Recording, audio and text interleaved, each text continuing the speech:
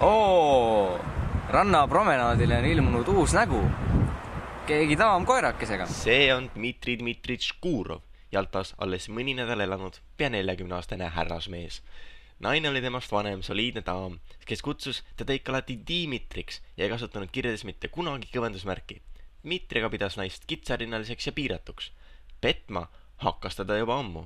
Tõenäoliselt mõtles Dmitri just sellepärast naistest, kui alamrass. Kuid samas ei saanud ta ilma alamarassit elada. Meeste seltskonnas oli alati igav ja üksluine ning ebahuvitav. Samas naiste hulgas tundis ta ennast vabana ja teadis alati, millest rääkida või vajadusel vaikida. Temas oli midagi ahvatlevat ja ta teadis ise ka seda.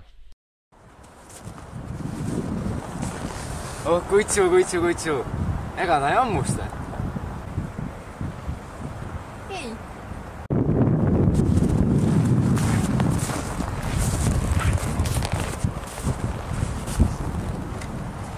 Olete Jaltas kaua juba?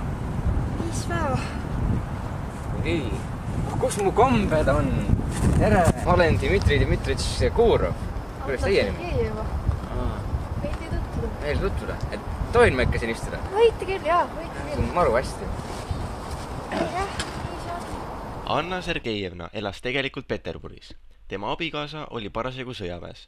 Naine ise viibis Jaltas vaid puhkusel. Möödus nädal aega nende esimesest kohtumisest. Dmitri, ma ei saa nii jätkata. Ma pean minema tagasi enda mehe juurde. Ma sain talt kirja. Tal on silmad haige. Ma ei tohiks üldse nii enda abikaasat petta. Ma pean minema tagasi. Küllap vist.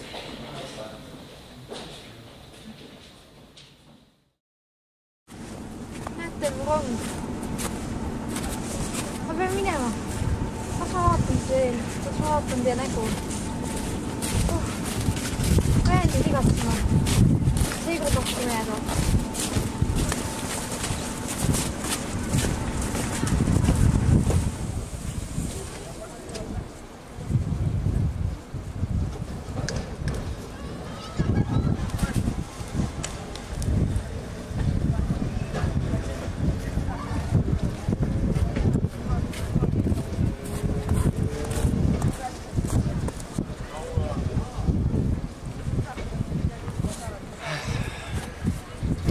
On aega minul põhja poole teel asuda.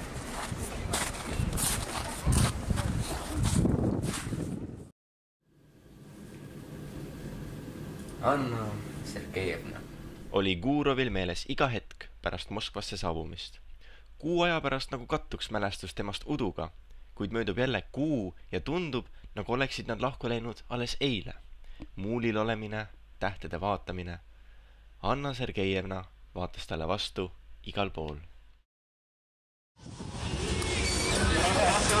Lõpuks ei mäletanudki, et kuhu kohta ma siis sattunud olin. Oi, jah, sõber. Kuule, aga sa ei kujuta ette, kui toredat naist ma kohtasin Jaltas. Oi. Dmitri. No? Teil oli õigus. Tuunakalal oli tõesti halb rõhk küljest.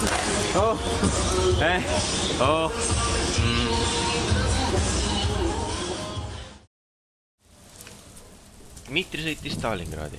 Miks? Ega ta ise ka ei teadnud. Tahtis vaid Annat näha. Anna on rikas ju. Järelikult ta käib teatris.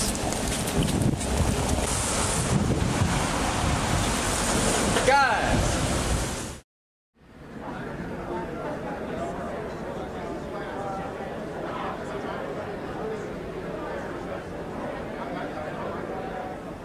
Ja teatris pidi natukene ootama, kuid siis täiesti juhuslikult ilmuski välja Anna.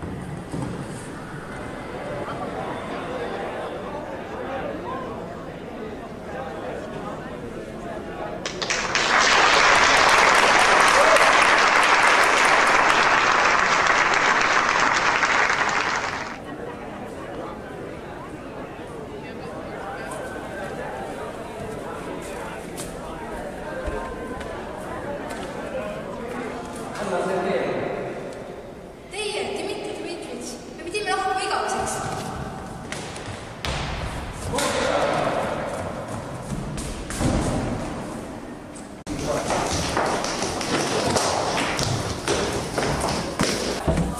Anna Sergejevna! Milleks te tulite? Ma kannatasin teie pärast nii väga.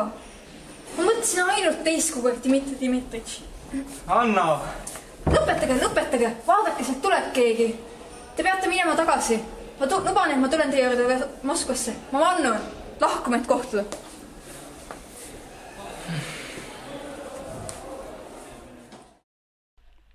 Anna Sergejevna hakkas iga paari kuu tagant Kuurovi juures Moskvas käima. Ise rääkis mehele, et läheb professoriga naiste haigusile nõu pidama. Moskvas läks ta kohe Slaavi basaari, kuhu ta käskis ekspressil tuua ka Kuurovi. Nii ei teadnud keegi teine peale nende kahe, et midagi toimus. Kuid siis ühel korral...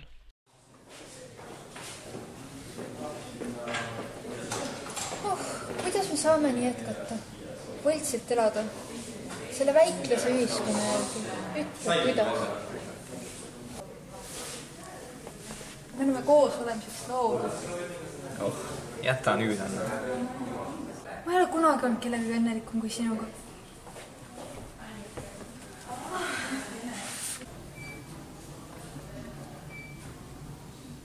Dmitri juuksed olid halliks tõmbunud. Lõpuks oli ta, nagu kord ja kohus, esimest korda elus tõeliselt armunud. Nad armastasid üksteist kui väga lähedased inimesed. Kõik oli nii mõistetav ja loomulik. Jäta nüüd, Anna. Mõtleme koos.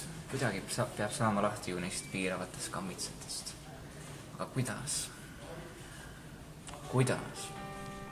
Tundus, et veel natuke ja lahendus oligi käes. Ja siis algab uus kaunis elu. Mõlemad tundsid, et lõpp on veel kaugel ja et kõige keerulisem ja raskem, see alles algab. Woke up with a bang and a bug on your face. It crawled in your mouth and gave you a taste of the good life you left behind. But I think you're gonna